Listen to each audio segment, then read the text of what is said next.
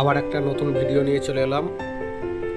নতুন বক্সের ক্যাবিনেট আজ ডেলিভারি হলো হ্যাপি সাঁতরার বাড়ি থেকে।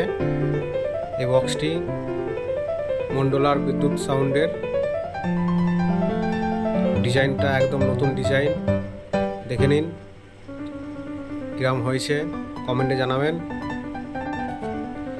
এই বক্সটি 10টি হাজার দিয়ে সেটিং হবে।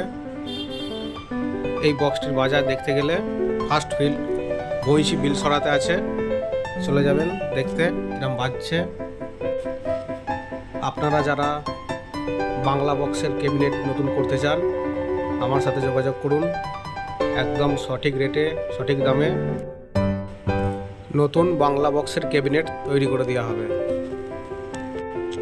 আমার ফোন নাম্বারটা স্ক্রিনে দেওয়া রয়েছে, যার দরকার আপনারা ফোন করে নেবেন।